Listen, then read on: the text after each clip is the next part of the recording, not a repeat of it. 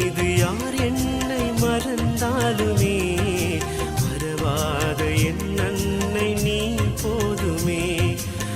அம்மா உன் கண்கள் இரண்டும் அல்லல் தீர்க்கும் மருந்தல்லவா.